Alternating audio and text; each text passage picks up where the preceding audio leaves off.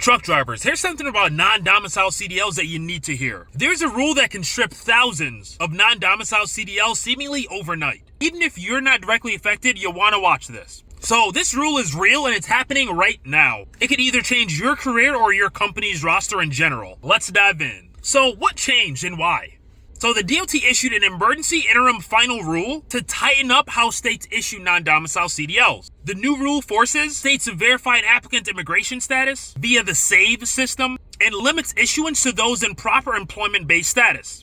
Also, non-domiciled CDLs and CLPs now must expire when the applicant's immigration document expires or within 1 year, whichever occurs sooner.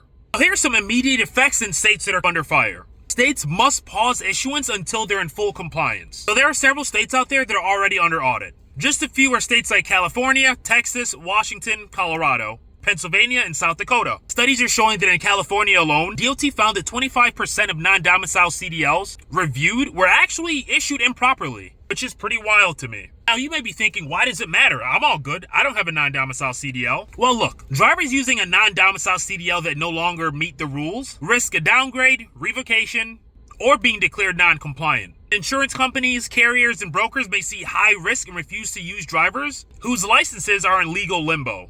Now, you might want to know, if a state does not comply, DOT may withhold federal funding or revoke its authority to issue CDLs. That sounds like a big threat, but at this point, it really seems like a promise. Now, there are also safety and accountability angles to all this, and officials justify this by referencing recent fatal crashes involving non-domiciled CDL drivers. So whoever you are, if you're working under a non-domiciled CDL, or if your company hires drivers in that position, this definitely affects you, so don't scroll away. I'll show you what you can do next. You're going to want to check your CDL status. See if you qualify under the newer, stricter rules. If your CDL was issued under very loose rules, you can help by trying to start your documentation now. Carriers out there should probably audit their driver files to ensure that they're in full compliance so that they can stay legal. Another thing you can do is stay updated. States will likely reissue compliant CDLs, or they're going to straight up revoke any non-qualified ones pretty soon. Truckers, let me know down in the comments, do you run a non-domiciled CDL or do you know someone who does? I want to know how this is going to impact you. As always, stay safe, keep rolling.